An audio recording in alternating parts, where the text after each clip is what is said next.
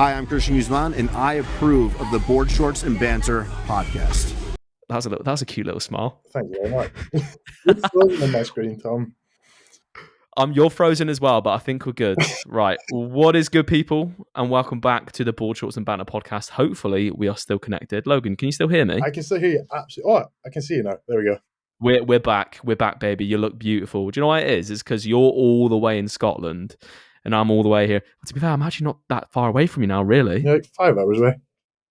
Okay, that's fair enough. That's still quite far, but the reception's clearly just it's like, was it like a string and a bean can? Just like hello. Yeah, that's OG podcast. Literally the OG podcast. But welcome back to the podcast, people. As you can see, we have got an unfamiliar face because none of you people would have seen this man before. So we are going to introduce him right now. Logan, introduce yourself, mate. Tell the people about yourself. Tell the people what you do. And basically, if you met someone at a bar, how do you introduce yourself? Hi. So, hi. I'm Logan. First and foremost, I'm an accountant. I work for Coach Accounts. We work in the fitness industry exclusively with fitness professionals, be it PTs, coaches, gyms, as well as mentors and those adjacent to the industry. We've got a few videographers, a few editors, and so on. Aside from that, I'm a bodybuilder. I competed earlier this year. I did. Okay. You're a good bodybuilder. You are a good bodybuilder, mate. Yeah, mate, I'm all right. Still got plenty of room to grow, but it's nice, obviously. Like, as I say, like, first of all, I'm an accountant that works specifically in the fitness industry, in the coaching industry. So it's nice to obviously have a vested interest in my clients because I am pretty good at this whole accounting thing, so to speak. But in prior years, like, obviously, I had a job after I left university in an accountancy firm, in what you'd call a traditional accountancy firm, and I enjoyed it. I enjoyed the work, but I wasn't really genuinely invested into the clients nor the business itself. Whereas just now, I'm very much like, I've got a massive interest in the clients, apart from you.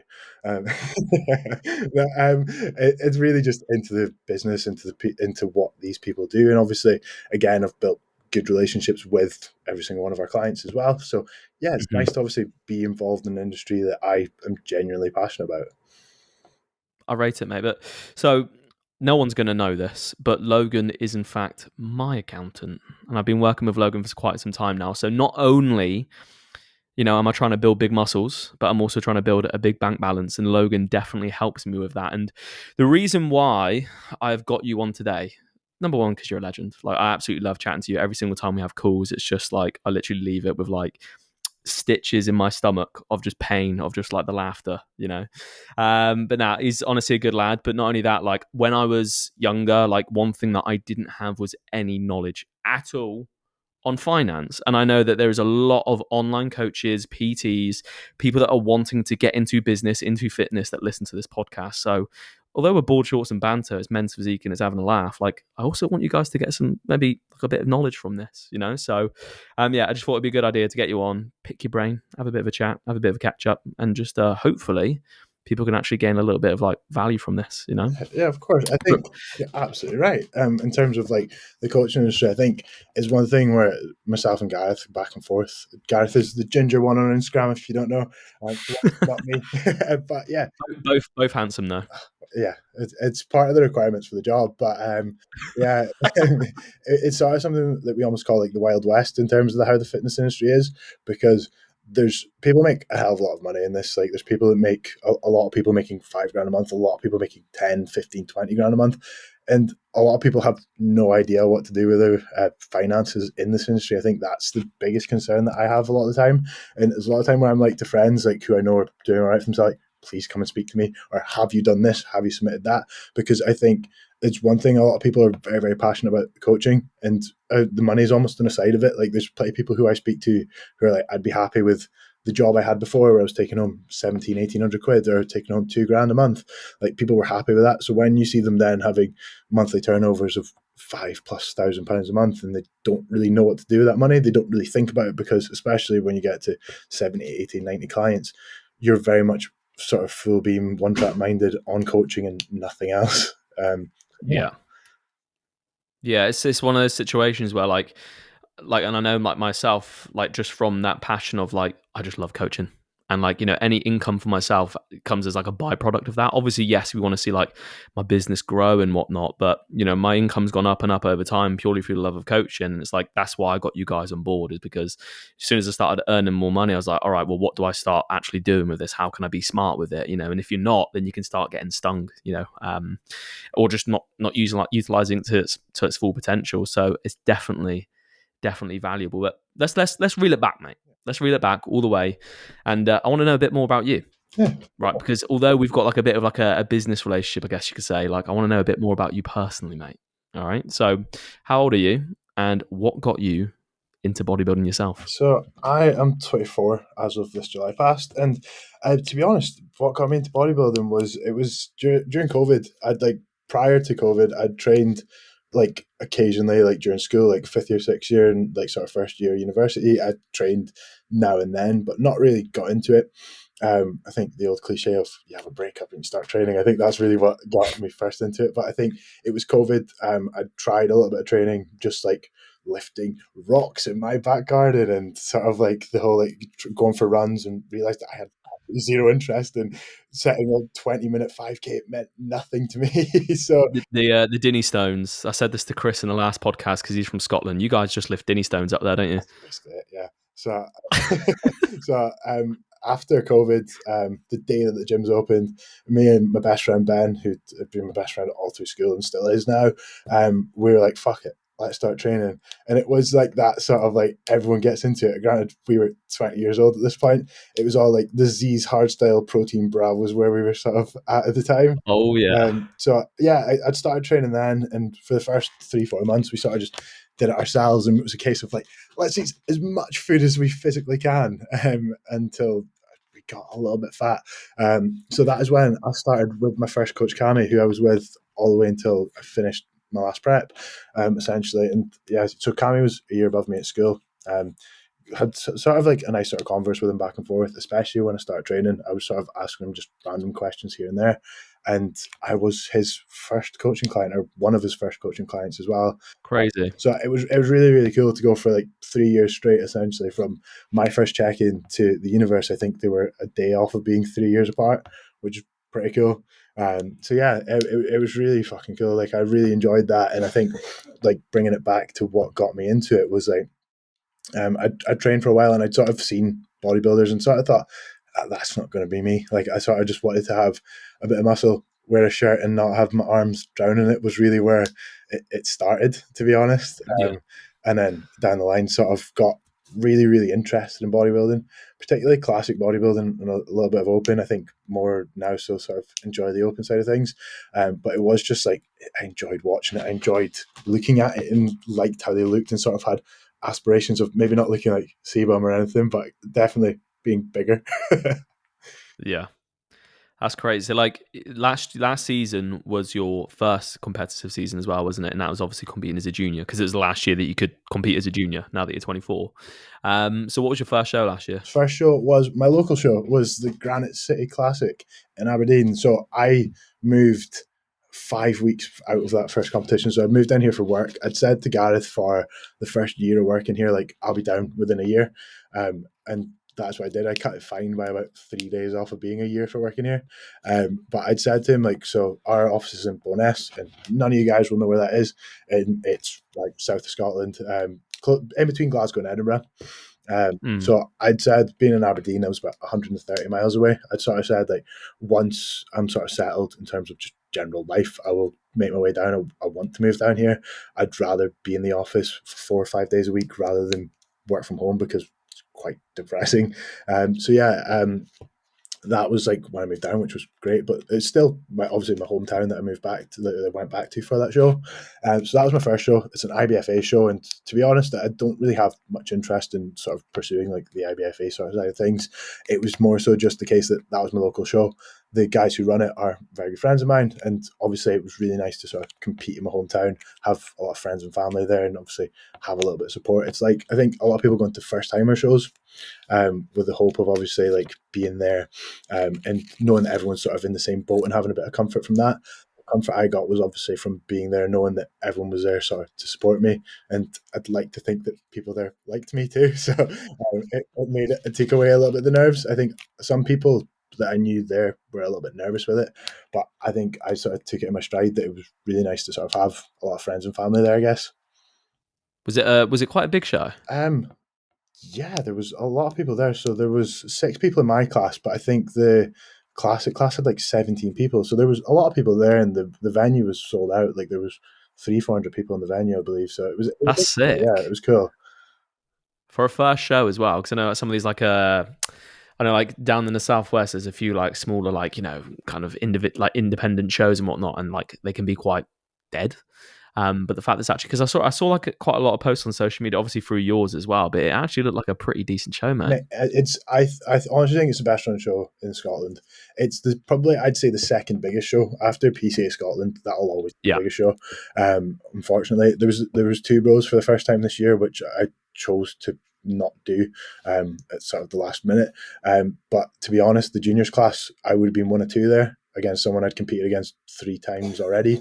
So I had no real interest in doing that. And I think like, I don't know, two bro shows, like obviously two bros get a pro card, and that's really where like long term I'd like to obviously compete in. But I think short term, I think there was not really a point in doing a two bro show just to maybe win a class or come second and just say like, oh yeah, I've done one, and spend a hell of a lot of money on it when I didn't really feel like it was worth it.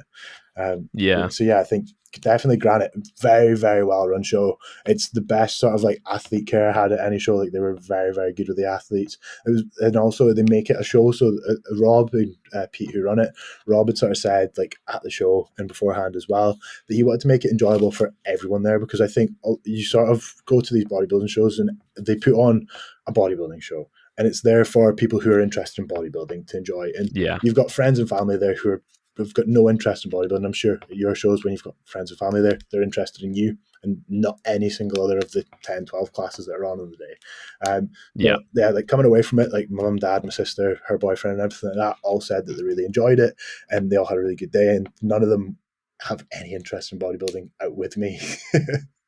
Yeah. That's. I mean, like, I'm guessing did you have like a lot of friends there as well that turn up? Yeah, so one of my friends, he came back from Edinburgh to do it, and a lot of them obviously lived local. A lot of them would have went anyway because they trained at the same gym as me. So yeah, I had a lot of friends there, a lot of support there, and I'd like to think I probably got the loudest cheer when I was on stage as well, which was pretty cool. Good man. No, I love it. And then so after where did you come at the Granite? Where did you place? Second. Didn't you have a little bit of like a rivalry going on last year? Yeah. So it was I went for the Tom Stockton special of coming second all the time. So Lewis, he's coached by Tom, who is now my coach as well. It wasn't for that reason, but it kind of looks like it. But follow the gold, mate. Follow the gold. It was like me and Lewis were just. It was close between us. I think at Granite he smoked me. I think I went on stage a little bit flat, and I think we had to be a little bit conservative. Just being my first show, first time we'd done an actual peek into a show. Obviously, we'd practiced peaks beforehand, but I think like going into it, I kind of knew that it was going to be me and him top two. And I, again, was very, very close. I think he just came in perfect on that day, and I think there wasn't much chance of it. And I think we also have said since then, it's sort of a case of like what they were looking for, because he blows me out the water on upper and I sort of blow him out the water on lower, I think. So yeah, and then I had, again, he competed at PCA Scotland a week later. That was his last show of the season. He came second, I came third. I think that was much closer again between me and him, and I think in hindsight he probably deserved to win it, or not win it, but beat me. And the guy who won it, Matt, was like 108 kilos as a junior. Is that the guy that looks like something out of Game of Thrones? Yeah, he's an absolute freak. he was absolutely massive. It looks like he's like skipped went back a few generations in humans.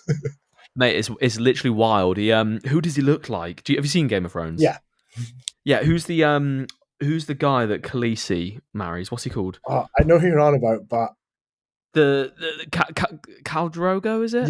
Yeah, that's Khal Drogo. He literally looks like him. Like someone, go on Logan's Instagram and scroll back. The guy is ridiculous. How was he even 23 years old? Or was he younger as well? He's 23. his birthday is next month, actually, because I remember this because he said he was November, and I was like, yeah, November of what year? Like 1940? What the fuck? Literally, like the amount of like muscle like density he's got was just absolutely wild, mate. Yeah, Absolutely wild. that's it. So, what shows did you do after that, and where did you place then for your other shows? I was second and third. Then I did NFM UK. I did 2 classes that day, only because I went to do juniors. And as Cammy, my coach, said at the time, he was like, obviously you've scared all the rest of the juniors away because it was just me there. So I got my first win.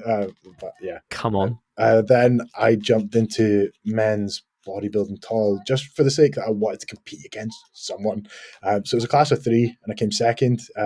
Person who won it, Darren Mullally, he's a really good bodybuilder and also just like 15 years older than me, so I just had a lot more muscle. I think I had a bit of a prettier shape, but again, I think when someone comes with that much more muscle, there's not much chance of that, me beating him, to be honest. And then the day after, I did UKUP, which I don't want to talk about. I wanted to join you in the UKUP WFF pros. But It's mate, it's an elite standard. You know, it's not everyone can do it, mate. You know, there's IFBB and then there's UKUP, and like, mate, PCA just clearly, here, yeah. Clearly, mate, it just wasn't the time. You don't want to talk about that show now. To be fair, it was a class of 2, and I came second. To someone, Connor, again, a very good friend of mine, but I'd beat him twice already that season. He was third at Granite and 5th at the Scottish, so at PCA Scotland. So I think he came in his best by far, and I think that was probably his best look of the season. And I just looked tired and washed. And I think, like, I don't know if you've ever had this going into a show where I just didn't feel mentally there. Like, it just, I wanted to be, but I just wasn't on, and I didn't look as well as I had in like the 2-3 weeks beforehand. So I think going back and sort of like just not being happy with it, coming on a little bit flat. My tan looked really, really good in the morning because we self-tan for every show apart from Granite at this point. So my tan looked fine in the morning, and we sort of, myself and Cammy, made the decision not to do any more tan. In hindsight, that was obviously a mistake, but we weren't to know at the time. So I just came on, my tan looked a little bit dirty. I was a little bit flat, and then we sort of rammed in carbs and water before going on just to try and bring some sort of life to it. And he did as much as he could in terms of like sort of bringing the physique to life. But again, in hindsight, again, it's not really what I wanted to do. And I think I've taken my sort of thoughts from that and gone, right, I'm not going to do back-to-back shows ever again. Yeah, it's one of those things, mate. You know, every single person's different. Like, some people can do back-to-back shows. You know, I feel like it all depends on how you've actually ran your prep as well. I feel like if it's a short prep, then back-to-back shows are absolutely fine. Yeah. But did you do that like towards the tail end of your prep? So that was 23 weeks in, and then yeah. So then after probably that, just a bit long. Yeah, after that I took another 4 weeks and did the Universe. So 2 weeks after that would have been the Two Bros Scottish, and then 2 weeks after that was the Universe. But I thought I'd rather just take 4 weeks. I wouldn't say I was in a bad headspace, but I just was a bit pissed off, I think, after that UKUP show, where I just knew I wasn't at the standard that I held myself at. And I don't really think it's through any fault of my own other than choosing to do too many shows too quickly. And I think going into that, then I was like, right, it's time to really bring my best package, because I wanted to go out on a high.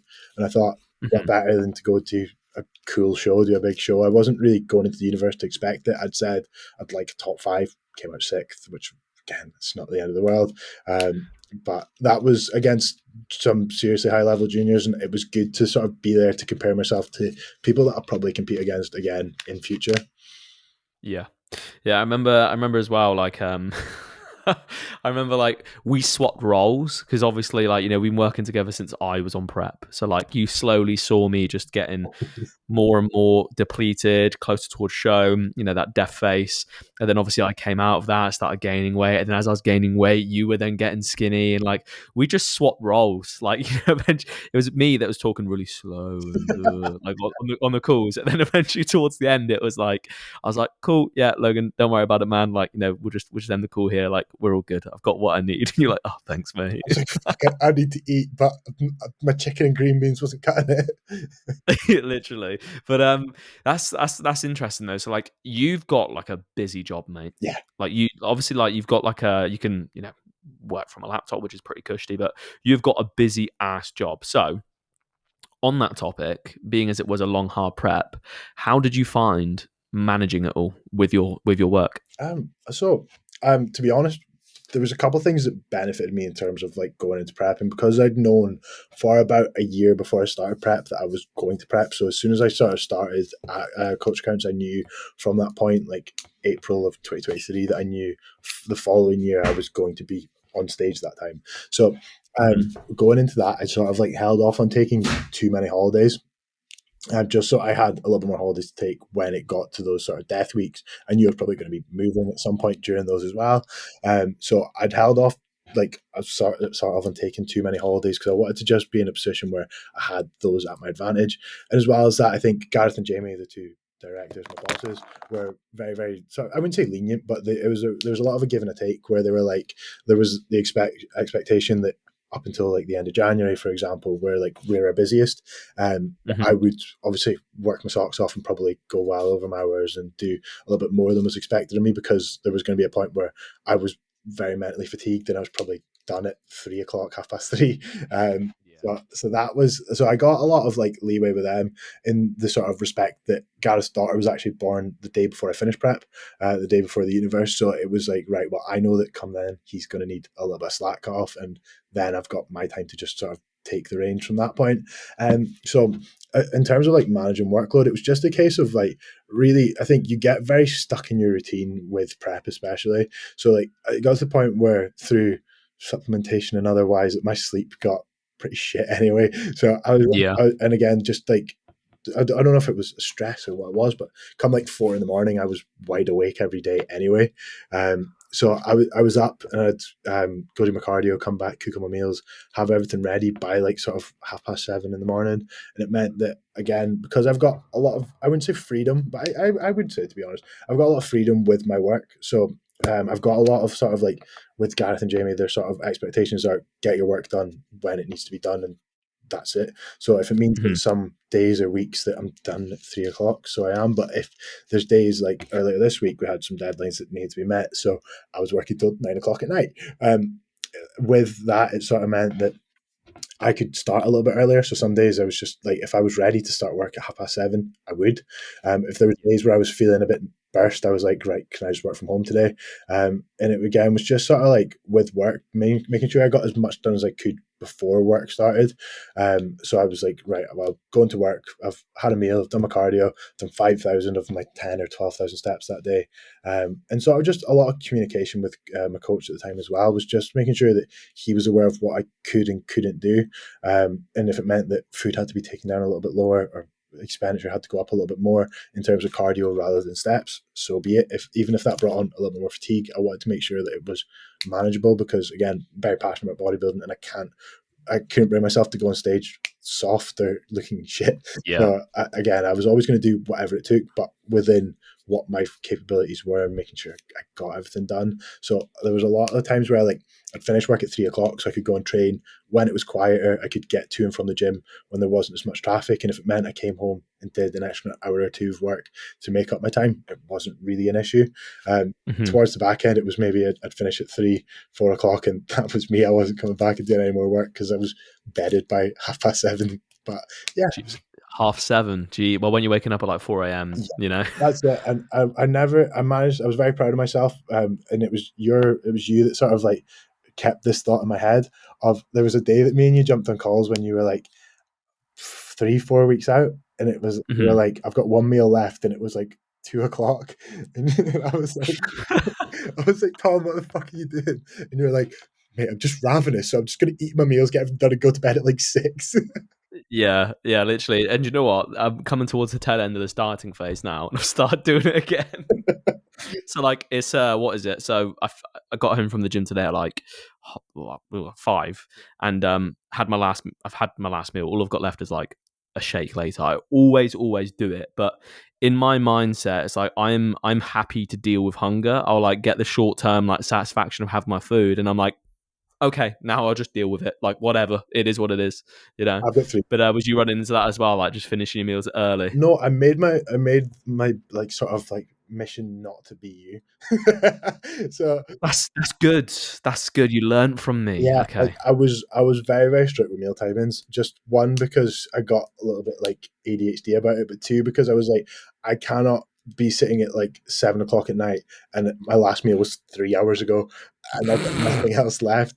So I was very good at like being like, right, my meal timings were absolutely nailed on. So I was like, right, 8 o'clock, 10:30, 1:30, 4 o'clock. And then after that, it was like post gym would usually come about 6:30 and find a meal Mhm. 8:30. And every meal was like 2 to 3 hours spaced and sort of nailed on in terms of when I'd eat them. There was days where I'd maybe have them 15 minutes or half an hour early, which I felt like I was being a dirty little cheat, but that was kind of it. So yeah, I did my best, and yeah, I made sure that I wasn't too useless. Oh, mate, you honestly, like from the outside looking in, like, obviously being your client, absolutely smashed it. Management, especially like going through your first prep, being busy like you are, world class, mate. Thank you very Absolutely much. smashing it. So, I think the biggest thing I did in terms of that, and whether this is advice for future competitors or not, is I don't think this is advice to be taken, to be honest. So you'll know Taylor Johnson. He said to me, he was like, I just kept like everything quiet with my prep. I didn't want anyone to know about it. I just show up on stage. I didn't want people messaging me saying good luck or anything like that. I was the absolute opposite. And honestly, I would rather be in Taylor's position, but I was like, I had this just like thought of it'd be so embarrassing if everyone knew I was on prep and I pulled out, or everyone knew I was on prep and I went on stage looking like shit. So I just made sure that like I was posting about it, people knew about it, all my friends knew about it, all my family knew about it, because I had this like sort of thought of like when it was like 4 a.m. and I didn't want to get out of bed for cardio, I was like, oh my God, imagine everyone knows that you're way to pull out because you can't fucking get peeled. You're an idiot. And I would just be like, I just would put that pressure on myself. And I think I work better under pressure. I work better with deadlines, which I think helps with this job, obviously, as well. Being that I know this has to be submitted then, or someone's getting a fine, or I'm going to get a bollocking. And I don't want that to happen. So again, I would always make sure that that allowed me to be in that sort of situation. yeah, no, I respect that, mate. And it's like, it almost gives you that external accountability, Yeah, doesn't it? that's That pressure, and like the fact that you've like followed through and done that now. There's a lot to be learned from that, because like, I feel like it's a very, when people say they're going to do something and then they go on that journey, but then they end up giving up. And obviously, there's going to be various reasons as to why that does happen. Sometimes it's like circumstances completely out of our control, but oh yeah, when it's more of like just psychologically maybe tapping yourself out or just giving up through reasons that are, you can work through them like you genuinely could have done. When you like set a mission, you stick to it even though it's fucking hard, and you get that done, like you learn so much from that, and it gives you that confidence going forward, like, yeah, fuck yeah, if I can set my mind to something and do it, and I've proven it to myself, it almost gets you, it plants seeds for like future endeavors as well. because obviously when you've competed, I'm sure every time it's been the latter half of the year as well. It's always been like the English season of it. You've never done like April, May, June sort of time. So Mm. I learned like from that as well, especially that I didn't ever want to prep for the Scottish season again, purely just for the sake that my work is always going to be busiest December, January, with self-assessment deadline coming up, because with Yep. limited companies, like for example yourself, deadlines are spread across like every single month. They're kind of like, I usually have 5 or 6 every single month of company accounts that are due at the end of that month, whereas everyone's self-assessment is due at the end of January. So obviously we get them done throughout the year. However, there's people, for example, like limited companies where their company accounts end during like up and like in the build up to that sort of deadline, that I can't do anything with them until that point comes. So I always make sure that when that time comes about, I want to make sure that I, first of all, I've got all my mental faculties there, but also when it comes to prep, I've also got all like my sort of straight run at it, and I've not got any major deadlines that are going to have me sitting at my desk till 7, 8, 9 o'clock at night, because I can't really be asked for that when I feel like bodybuilding becomes like my priority. Not that work doesn't, but I think like Mhm. I'm like, right, well, I can do that work later, I can do that work tomorrow, but with I can't do my cardio tomorrow, I can't eat that meal tomorrow, I can't do those steps Yeah. tomorrow. So I think like, as well as doing steps in the fucking rain and the snow suck. So Yeah. yeah, I'm not planning on doing that again. I think next time round it'll be September, October shows for sure, just so I can prep through summer. I like it, mate. So long term, then what's the goal bodybuilding? So spoke to Tom. Short to medium term is that we're gonna keep pushing for another 7 to 8 weeks. Pull back down mid January for 6, 7, 8 weeks, something like that, and just to sort of have a nice reset. Like, I'm not fat by any means, but I am at my heaviest ever. I'm about 50 odd pounds up from stage. So Fucking hell. I've got plenty of room to sort of, I hope I put on some muscle, but like there's definitely a point now where like I think we can pull back and just keep pushing this off season after that point for another 15, 20 weeks. I think the plan really is to sort of pull back then, have a nice big off season into the latter half of the year, then start a proper diet with him. I imagine it'll be the anticipation from his end. I've not touched base with him on this, but I think it'll probably be a case that we pull back then, have a proper diet so he can really see how my body responds in a diet sense, because as I say, I've not prepped with him before. Then beyond that, have one big push again, whether there's pullbacks or whatnot, I'm not sure, into what will be my prep, which will start April, May time of 2026, and planning to sort of go later half of the year, so September, October, go for maybe the British finals. I hope at least. I think that's the plan. I don't know what class I'm going to do. I was speaking to a client this morning actually about this, and I just don't know. I don't know what I'll look like with 5, 6, 7, 8 kilos of muscle on top of my frame just now, because as I say, like I did junior bodybuilding, and I think then I definitely would have, if there was a junior classic class, I would have probably suited that a lot more. But I just don't know what I'll look like then. I don't know if my waist will still be small when I'm fucking 90 kilos on stage, for example. Yeah. Well, it would be like 5 or 6, 6 kilo of muscle in the upper body. I hope so. None in the lower, mate. Oh, mate, my legs keep growing. It's really annoying. You'll have like the opposite issue to me. You know, I'm a little bit top heavy, whereas you're just it's almost like gravity is just a little bit too strong for you, and it's just pulling everything down. That's it.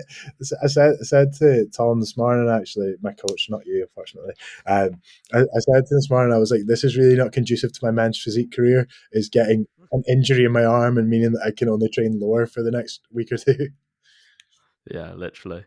But obviously, lots of exciting stuff coming up, mate. You're going to be growing a lot, right? But this segues us on quite nicely of, yes, it's all well and good to build a nice staunch physique, but at the same time, you know, we want to get some money, mate. We want to build some moolah in the bank, right? So with like January coming up, obviously it's going to be pretty damn crazy for not only you, Yeah. but also a lot of like business owners out there. And I'm sure that there's some coaches, PTs, and whatnot right now that are maybe, well, I hope they're getting ready for like their tax returns and whatnot. You know how to do it. Yeah, literally. We got mine on lock. It's all good. But what would you say then? Let's delve into a bit your business, your finance brain. What would you say are some of the most common things people should be doing right now in order to get ready for that time of the year? Because, mate, I used to completely underestimate how important it was to actually like be prepared for it, and I've done it, mate, like rushing around, fucking stressing yourself out, like, you know, doing whatever else to get things ready. So what would you say the main thing people should be doing right now in order to get ready for like that January time? I think there's a lot of things in terms of beat this January or following Januaries that I think people should absolutely have done just to make their own lives a lot easier. So first of all, I would reach out to the accountant early on in the tax year. Obviously not for this tax year, because if you've not done so now, we're not early on in the tax year.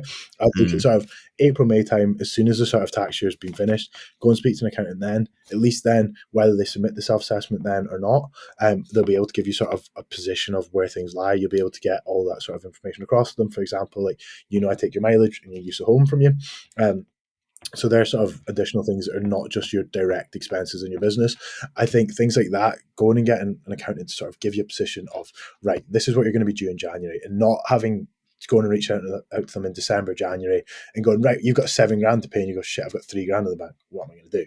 Because I think that's one thing that people shit the bed with all the time, is just not being prepared for it. I think on top of that, very simple lessons that people can learn is getting yourself a business bank account, or just even a separate bank account where all your coaching income comes into, all your expenses, your Loom, Zoom, Canva, your own coach, all these things come off of it.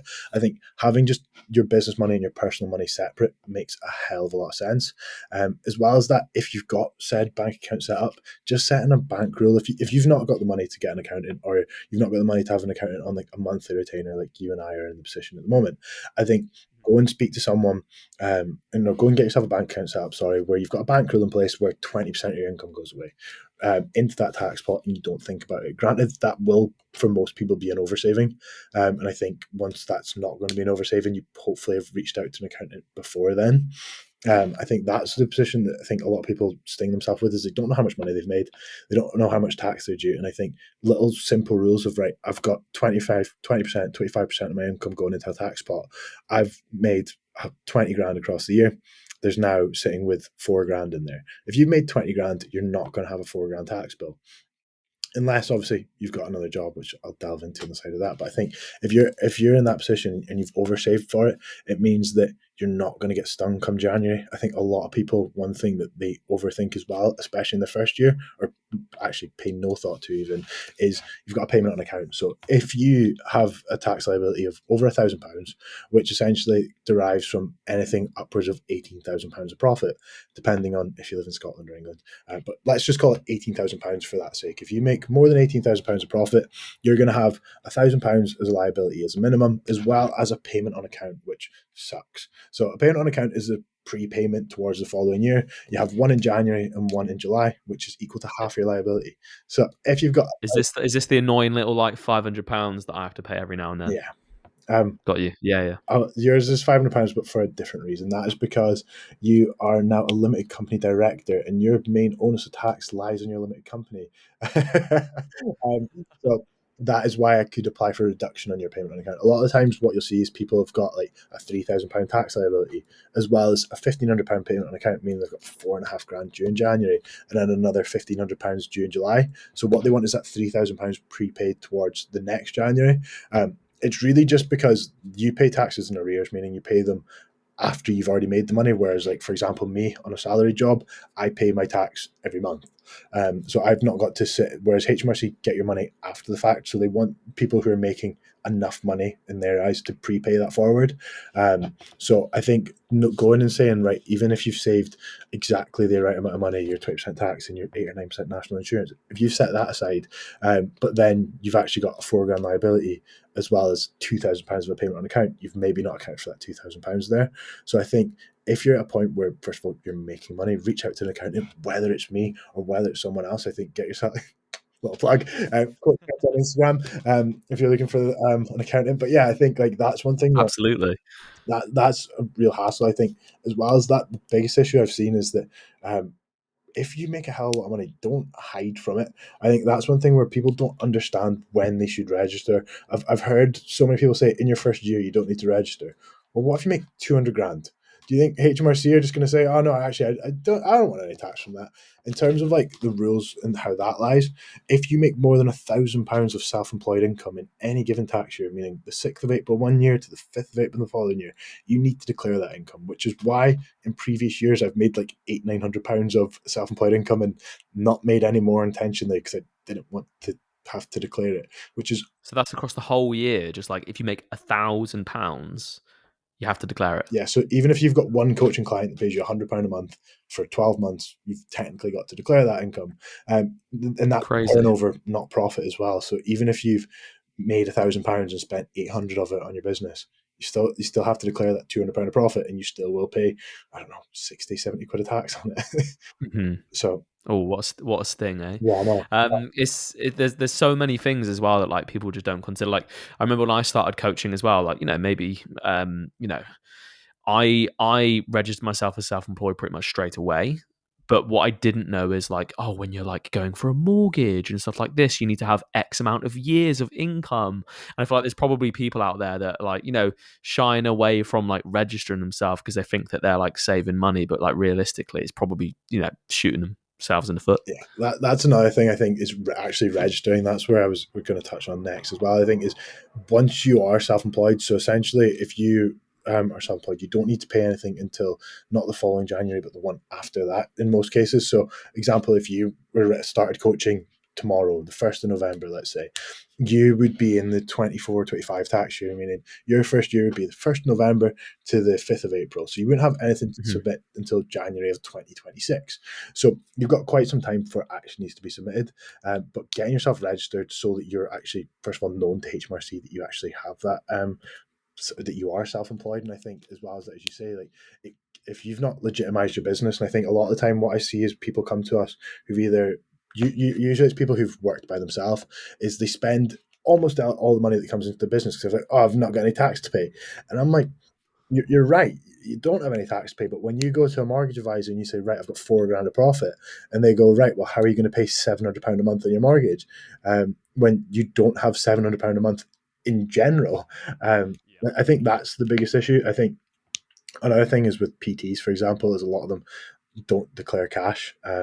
Obviously, thankfully, all of our clients who are personal trainers declare all of their cash income, so that's great. Absolutely. And make sure that that's obviously something that is done. But I think that's one thing where, like, I think a lot of people just like don't declare that income, but then they go, right, well, I made 40 grand last year, but 10 of it was in cash. So you've got 30 grand to show, and you go, right, well, actually, I can afford this house. I have got the mortgage deposit there. But in terms of what the mortgage advisor sees, in terms of what the lenders see, none of them actually see that you can afford it.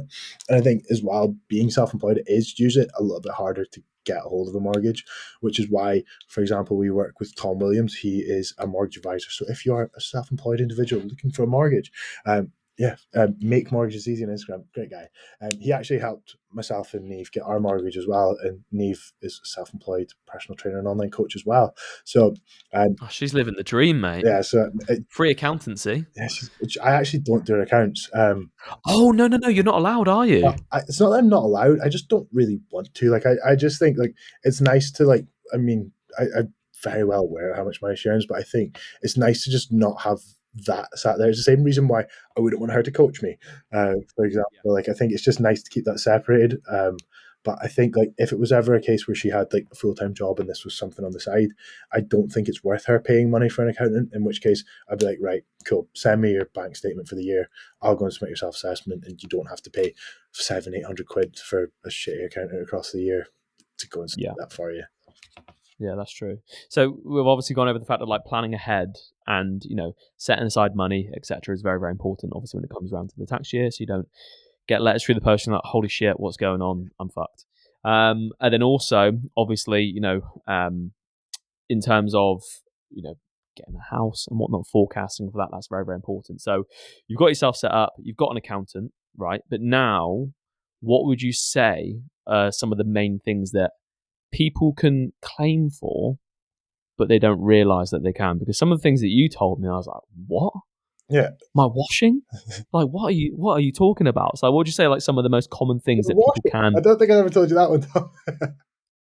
I thought washing was the thing. Like uniform, like work uniform. Is that a thing? Right. Yeah. So in terms of so I think, all of my washing powder, bro. I was like, you what? But I think that's one thing where I think people do the wrong thing and think. I think a lot of people claim, right, well, I've just bought a load of new Vanquish clothes, or bought a new also Stockton 10 at checkout if you're buying some new Vanquish clothes. It's actually discount code Tom. Oh, is it discount? It's even easier now. TOM. But yeah, I think a lot of people will try and claim all of the clothes that they wear in the gym, or PTs go, I wear these trainers in the gym. And unfortunately, I'd love to say, yeah, that's justified. You only wear these clothes at work. However, being that they're branded and they're not branded with your logo, I think that's the issue that comes about. So when HMRC stipulations are very, very prime and proper on uniforms, so you could, well, go and buy some Under Armour or MyProtein or Gymshark, whatever t-shirts, as long as you go and get your logo embroidered on them. So if you were to get Stockton coaching on here, or you were to get coach across the back or something along that lines, then absolutely you can claim those through the business, as well as the cost of the embroidery.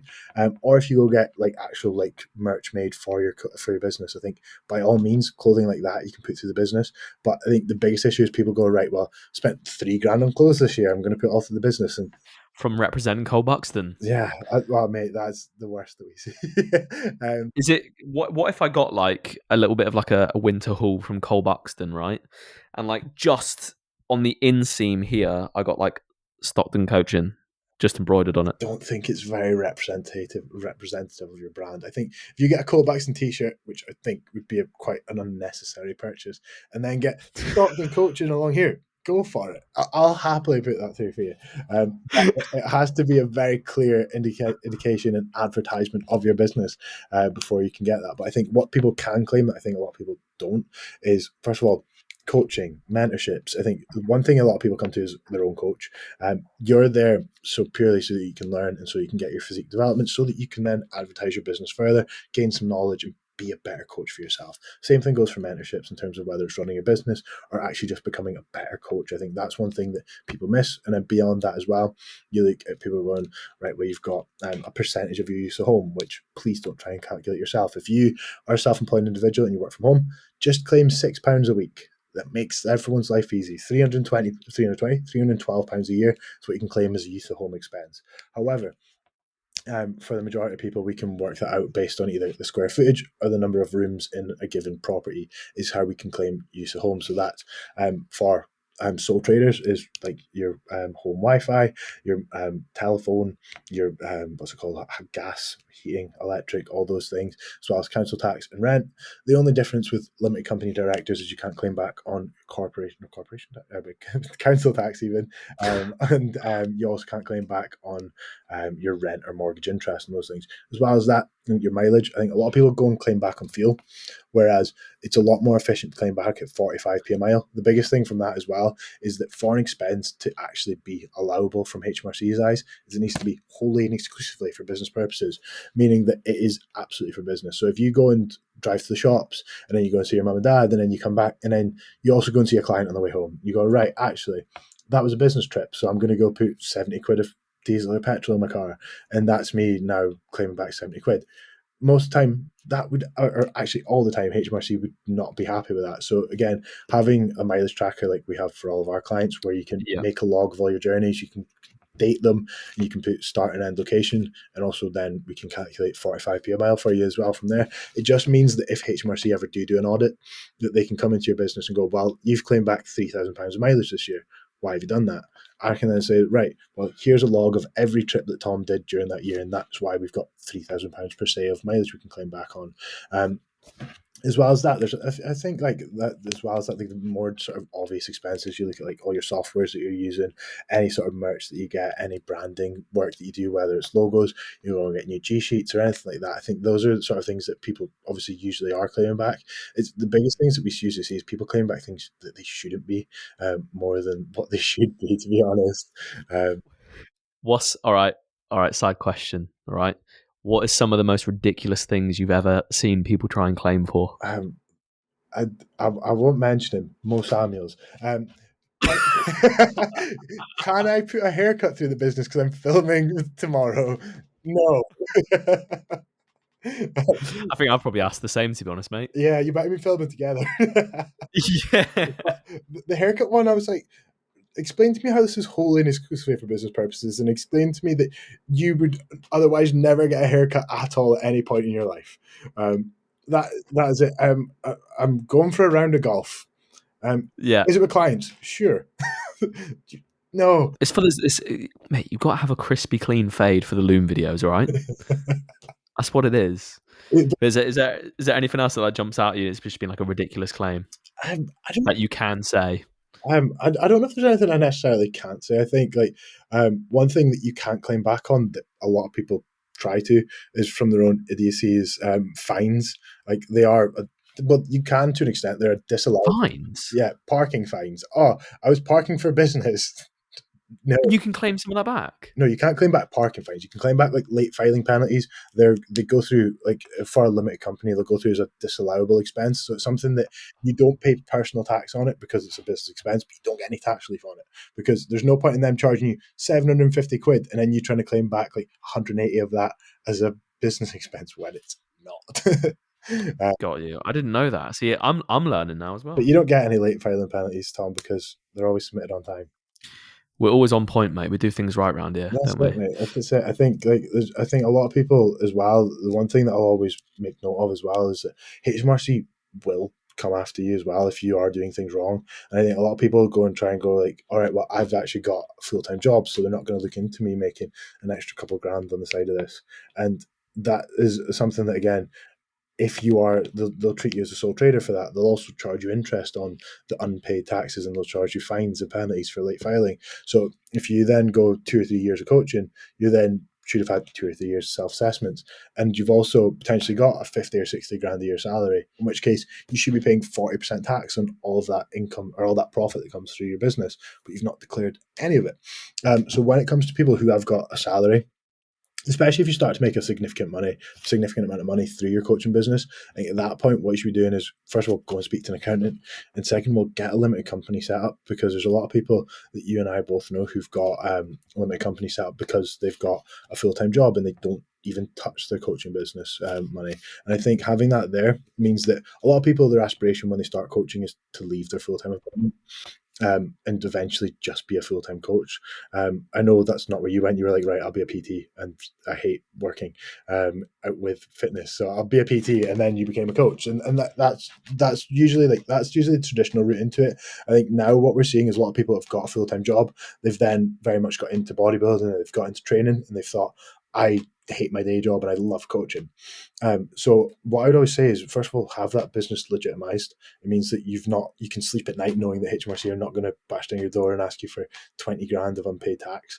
As well as that also leaves you in a position where you're going to pay a much less tax on that money that comes in, because if you don't necessarily need that money, what you're going to pay is 19% corporation tax on your profits. You're not going to pay any more than that. And anything you do withdraw, I mean, technically you've got this year a £500 tax-free allowance. You can take £500 out of the business at absolutely no tax, and you'll be the same this year as well, in terms of dividends. And then beyond that as well, you also build up a hell of a lot of money within the business. Up until £50,000 for most people, you can claim that at 8.75% tax. So if you're maybe on like a 30 grand a year salary, you've got 20 grand buffer that you can take out there at a lower tax rate, then do so. Anything above that will then be subject to 33.75% tax, which is why majority of the time I look to have clients that are high earners take £50,270, which is the higher tax threshold there, and no more, because it means that they're looking at something like £3.4 thousand of total taxes on 50 grand of total personal earnings, which is pretty good.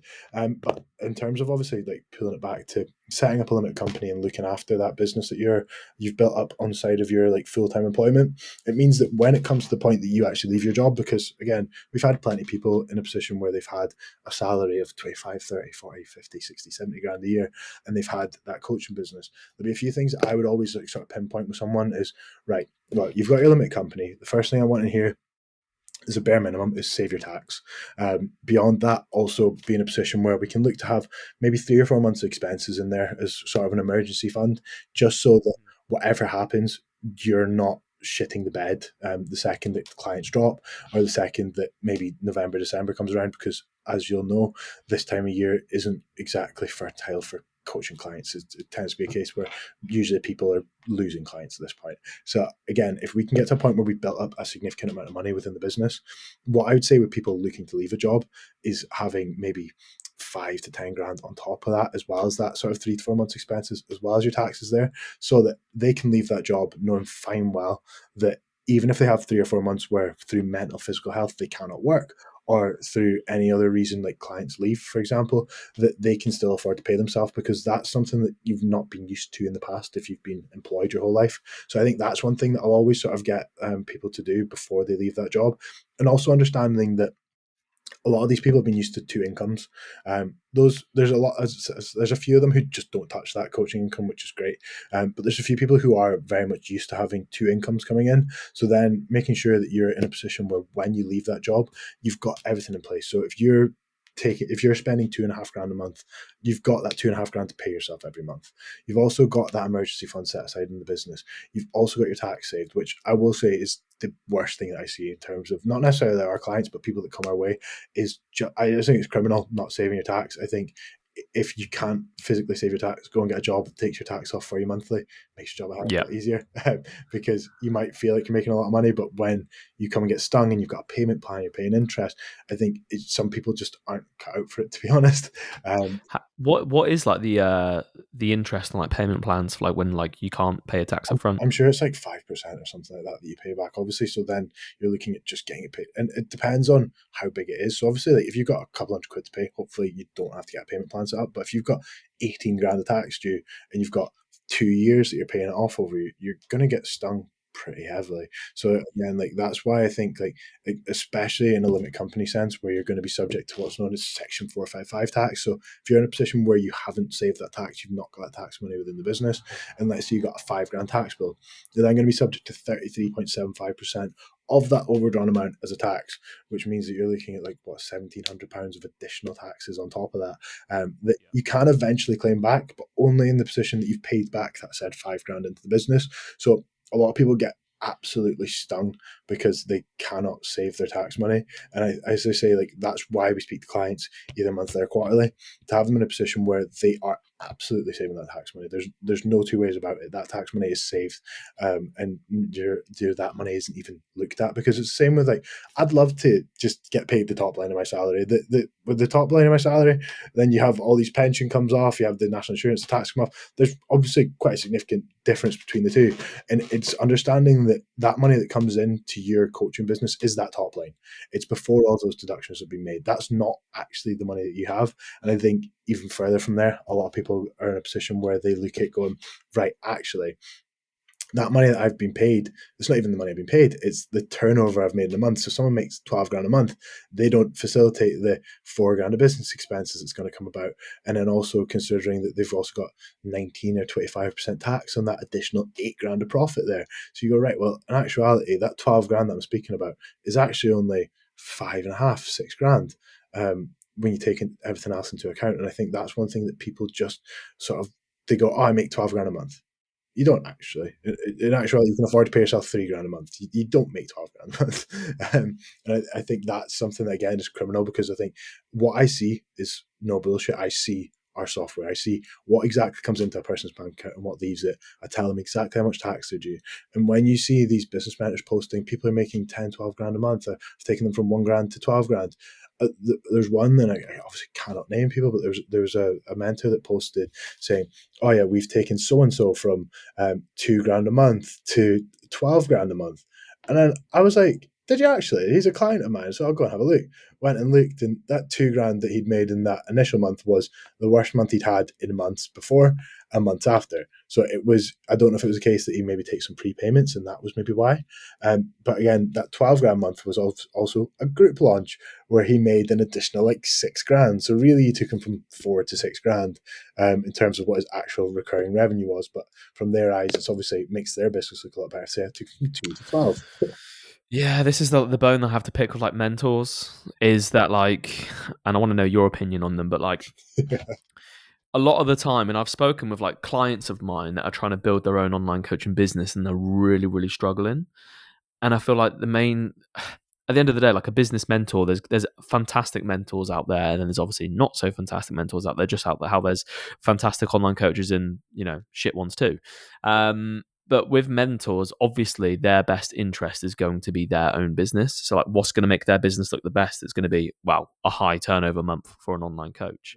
And a lot of the time it's like group launch, or it's, for instance, just high ticket coaching. So they've taken, this one coach from, maybe for instance, 1 month making like $1,000, and then the next month they've made like 8 grand or something like that. Yeah. But that's only on 1 month. It doesn't take into consideration the months following. And like, because they've done high ticket sales and it's like package deals, and it's over the course of like, those packages are maybe 6 months long or something like that. It's like, no, they haven't earned 8 grand in a month, because you've got to remember that that's not recurring revenue. That's not going to be consistent for the next 6 months, because they've just sold a package deal or something like that.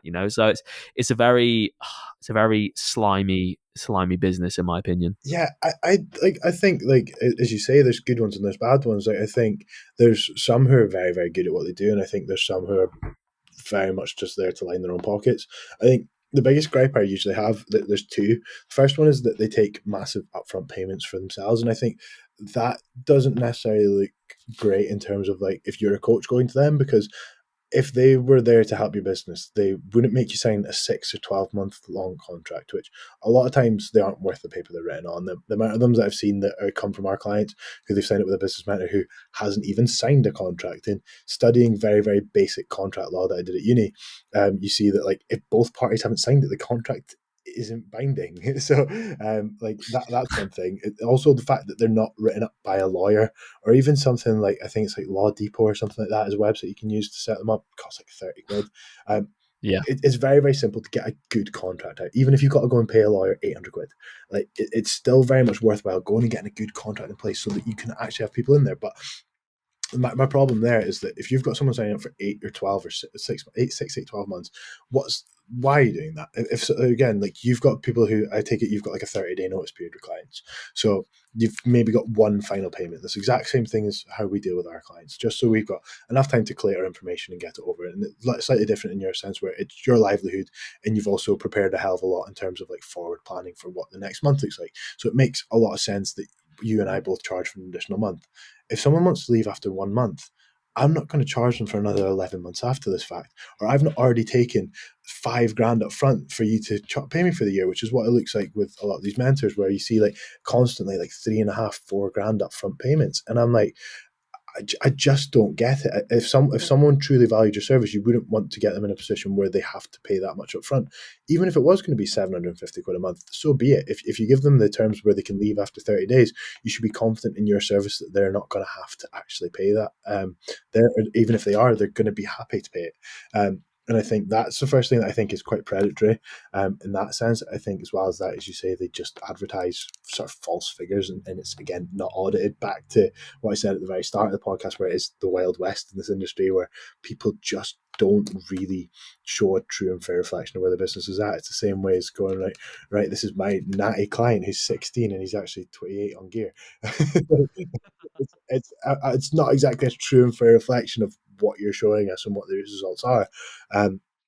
And I think you're going to say, like, right, well, these big upfront payments are, first of all, what I think is quite concerning. Like, I've never charged anyone upfront for this. I don't know if legally we can, and quite frankly, I wouldn't want to. I think as well as that, if you're going to try and bring someone's business to elevate their business and get them to a point where maybe they're making $2,000 a month now, and you're going to take them to that 8, 10, 12,000 point, if you're going to help them make all that money, then they're in a position now where potentially they've got to take it on the credit card, or they've got to pay through Klarna, which I've now seen as an option for some business managers, which again I think is You're joking. disgusting. No, I'm not. Jesus Christ. Yeah, it hurts my head. But you see that, and You're coaching someone to get into a better financial position, but putting them in debt at the same time. exactly that. I couldn't have said it better myself. Wow. And I think what you should really be doing is, a lot of these people know how to advertise themselves or know how to market themselves, but a lot of the time you're not helping them become a better coach. And I think that's I think what this whole mentorship thing should be. And I think there's a caveat to this, which I'll go on to as well. But I think what it should be is, first of all, making sure that everything within their business is working right. So making sure the systems are working right within the business, making sure the check-in processes are right, making sure their onboarding's right, making sure that they have got the routine right in terms of how they deal with certain things within their business. And then beyond that as well, making sure that they're a better coach, making sure that they're knowledgeable. If they coach and hands people, making sure that they know exactly how they're reading bloods, making sure they know exactly what they're doing in terms of peaking protocols for certain clients. And this is where, like, my issue comes, I think, like, knowing they've got that in place, making sure that the financial side of things is in place, making sure that if someone's making $100,000 a year, they're not a sole trader, making sure they've got a limited company set up, making sure that all these things are in place so that their business runs as best as possible, making sure that they've got spend as little time on these stupid things like their onboarding process. If you could change that from 7 hours to 2 hours for a new client, if you can help them do that, that's going to give them a hell of a lot more time. It means that they can bring on more clients and provide a better service to their clients. I think that is what a service like that should be. It shouldn't be something that you rely on for a year. Quite frankly, I think that a consultancy service like mentoring should be go into a business, work with them for 3 months, make sure that everything behind the scenes is working perfectly, and then you can leave them to sort of go free. I think the caveat that I have is that I think with businesses that are £100,000, £200,000, £300,000 of turnover in a year, I think these people do need a little bit more guidance in terms of managing that wealth, in terms of when they're hiring staff, when they're bringing in more people into the business, when they're doing these group launches and stuff like that. I think when a business is of a massive scale, I think you do need someone, not necessarily to hold you accountable in how you run your business, but definitely make sure that you're doing everything correctly. Because even with an accountant, I can only really make sure that the financial side of things are right. I'm not here to tell you what you should be posting on Instagram, and I'm not here to tell you how you should be checking in your clients, because guess what? There's plenty of other accountants out there who can help you deal with your finances, and it's not a requirement that I am a bodybuilder to help you deal with your fitness business, and that should not be what you come to me for. I'd be concerned if you did. Yeah. I'm grateful in the way that I've done things, and I feel like if I couldn't imagine myself being like a few months into coaching, investing into a mentor or whatever, and then like somehow through whatever means, like I managed to take on like 30 or 40, 50 clients in one go. How the hell would I manage that back then? I don't know. So I feel like I feel like good coaches, like genuinely good coaches, will always prevail long term. And I feel like even even just being able to, like, in a sense, like, earn your stripes, because I know now, like, with, like, you know, the way in which my business is heading, like, I feel confident, and I feel like, you know, I'm excited for what's to come in the future. I'm not in a rush with things as such. You know, I feel like is when you focus so much on, like, making more money, which obviously we all want to do. Like, we absolutely all want to make more money, but it's like when you focus on that too much, you almost, like, forget the reasons why you got into coaching in the first place. I feel like a lot of people see just, like, dollar signs when they're getting into it, and it's like, really isn't the case unless you're, like, you know, the small minority which maybe strike gold. It's like that is not the case with coaching at all. That's a conversation that you and I had. I'll go back to that, but I wanted to briefly say, like, when you are going and investing in your business, I think, as you say, like, those who have earned their stripes and those who are good at what they do prevail, and they're the ones who make it to the top. But I think if you want to actually get there, you shouldn't work on marketing yourself. You shouldn't work on all these things. I think what you should do is go and speak to high level coaches. Go and speak to those coaches that have put 100 people on stage. Go and speak to those who have maintained their coaching business for 5 or 10 years, like Christian Chapman, Tom Hames, and so on. Go and speak to someone like that. I think that would be so beneficial for a business like that, where you go and speak to someone and they've already encountered all the issues that you could potentially run into, and they've got a hell of a lot more knowledge than you do at this point as well. Going and looking at something like the J3U or ICM, for example, like the pro coach guys do, like things like that, you will learn a hell of a lot more and you will become a better coach, and that will in turn remunerate you. But what I wanted to touch on there was that was a conversation that you and I had where I think you had a little bit of frustration, and you can cut this from the podcast if No, mate, absolutely not. I feel like every single coach has had frustration, you know, through frustration came with you where you wanted to be right. I want to coach 90 men's physique guys, and that was where yeah. your passion lies. And as you're very, very passionate about coaching, and that prevails over the vast majority of people I speak to, be it clients or otherwise, where you're very obviously passionate about what you do, and it's specifically about coaching those competitive guys who are natural men's physique competitors.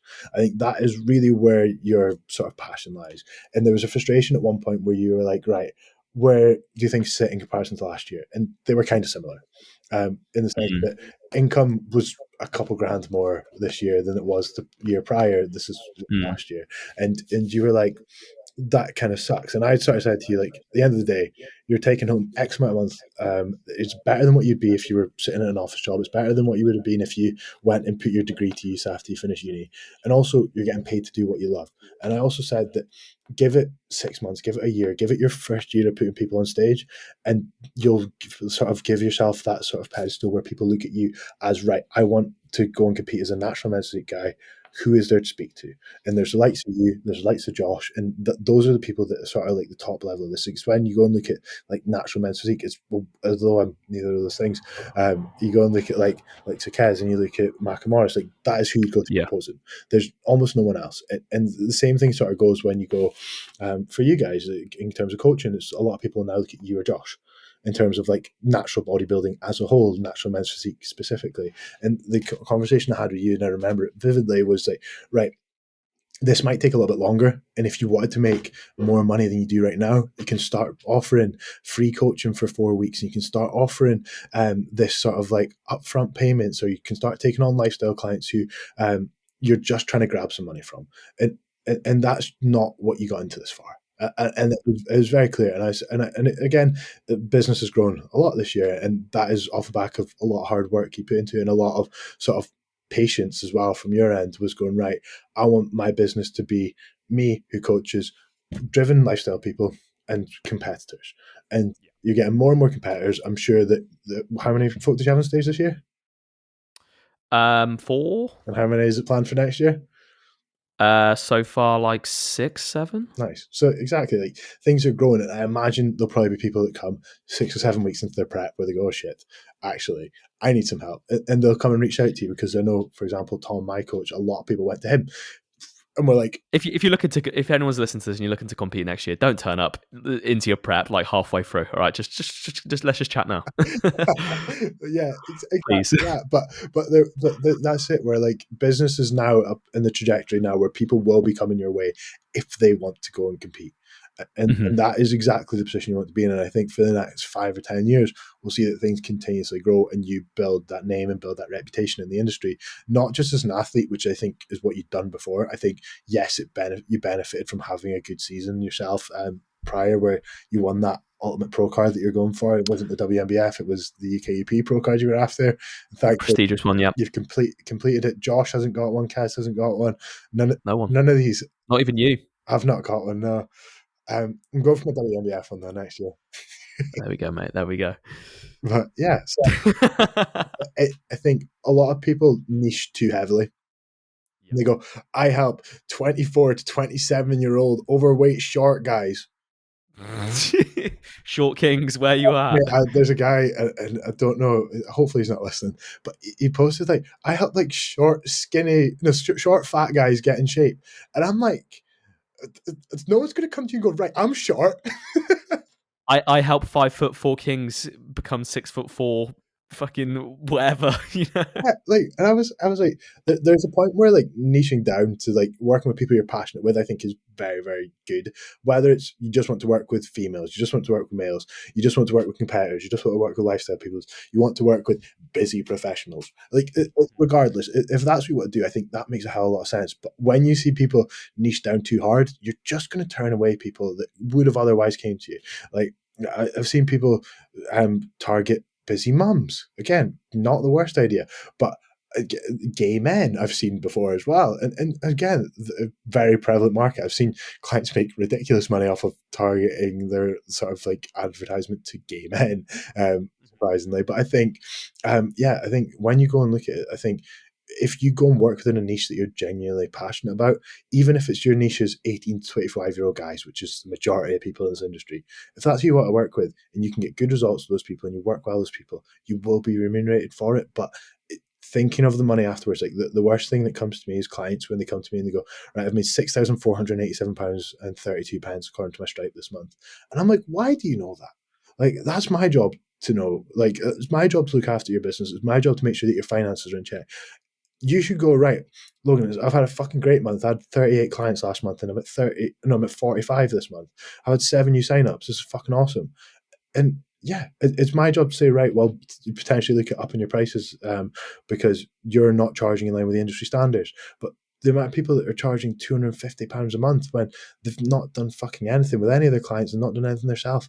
And I think going and actually getting the groundwork in terms of a coaching perspective, because that's where being very passionate about this industry and working within this industry is like being the hammer and the nail, where I sort of look at it and go, I want to make sure that people are also good coaches, and I want to make sure that people charge their worth. And I also don't want people to overcharge, because the amount of people that come to me and they've been coaching for 6 months and they're charging £200, and I'm like, who the fuck is going to come to you? Mm-hmm. Yeah. Like, yeah, you that's the thing. Like, you've got to ask yourself two questions. It's like, do you want to build a genuine coaching business that you are passionate about? Like, the reason why a lot of people I feel like want to start working for this, I want to be a coach, is because they can do what they enjoy. Or is it like, it's very, very easy to place yourself in a position and, you know, bottleneck yourself too much to the point where you're not yes, you may be earning very, very good money a little bit sooner, but you're not enjoying the work that you're doing. And I know of coaches that are doing that. They're earning very good money, but at the same time, they're not doing the job that they initially wanted to do, in a sense. Versus right now, like, yes, it's like when we had that conversation like last year, for instance, like, it is the longer haul. Like, me now kind of going down that one route, you know, things will be a little bit slower because there's only so many, you know, higher level, elite level guys that want to get on a bodybuilding stage and men's physique and whatnot. Like, but that's what I love and that's what I'm passionate about, and I'll keep turning up and doing that. And you just got to be very careful with, I think, the direction in which you take your business. You've really got to say to yourself, all right, what do you really care about more, the money or, you know, job satisfaction? And if you can be satisfied and you can be happy and enjoy your job, the money will come. But if you chase the money, the passion will go very, very quickly. I think that's the issue that people have, and I think where you look at like yourself, where it's you're doing well for yourself, but the main onus in this is you could go back to making £1,000 a month and you'd be like, fuck it, I'll make it work because I'm getting to coach. You might only have 9 clients, but you'd be like, fuck it, I love this, and those 9 people absolutely love coaching, I'll make it work. And the same thing goes if you start making 20 grand a month. You'll be like, fuck, this is awesome because now I've got a load of people who are really passionate and I enjoy coaching them. But I think being that the money is the forefront of a lot of people's mind, and I think I've noticed that as well, and you fall into ever so slightly just into this class where people are like 25 and upwards. a lot of these people have PT'd, and they've also been in this industry before they knew there was a lot of money in it. Whereas it's now very, very prevalent to people that there's a lot of money in this industry. Yeah. And that's why a lot of people get into it nowadays. And I won't bullshit on that. There's a lot of people who are in this just for the money. But I think you look at it and you go, right, well, these people who are 25 and upwards who've got PT experience or they've had real life job experience before this have gotten to this because they're passionate about it. And then they've found out down the line, oh shit, I'm actually making $8,000 a month from doing this. That is fantastic. And those are the people that I genuinely really, really enjoy working with. You have a lot of people who come into this who go, right, actually, I've got decent genetics. I don't really have a fucking clue what I'm talking about. I'm 21. I've just finished uni. I don't really know what I want to do. All right, I'm going to start coaching. I've been training for it 6 months myself, but it's fine. By the way, you take test mask primo, you take some Anavar, cool, whatever. And it's just, I just get very frustrated where people who sort of post-COVID, especially like people my age and younger, sort of 24 and younger, a lot of them have seen that there is money in this industry, and they have seen that they know maybe their coach is making 6, 7, 8 grand a month, or people are making even more than that, or they see people have got nice cars or nice clothes, whatever the hell it may be, that there's an indication that people are making a lot of money. I think you go and see that, and I think that's what's enticed a lot of younger people into this industry. Don't get me wrong, there's plenty of younger people who are in this just because they're passionate about it, but there's a lot of young people who were very well aware that there was money in this industry, and that's what's got them into it.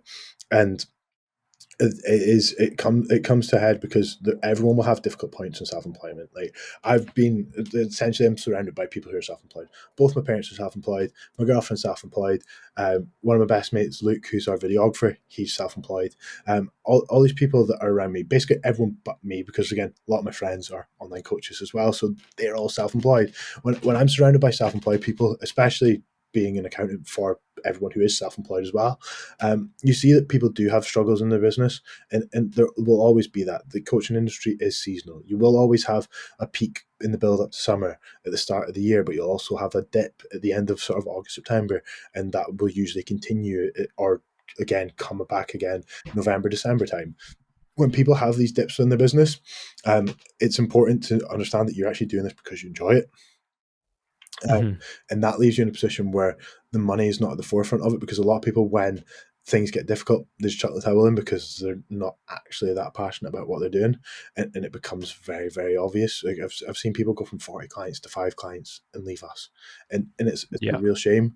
But I've also seen people drop 20, 30 clients and build themselves back up again because they want to work in this. And so I understand that self-employment is stressful, but it's understanding that you're doing it because you love it, and also then tying back to what I do is also making sure that you're dealing with the finances of it correctly, so that you aren't just fully sort of focused on the passion side of things and you let everything else fall. Because I've had that with people. You get that with bodybuilding coaches, especially, who are at shows every other weekend, and I'm like, right, can you send me this? Can you do this for me? And they don't fucking do it.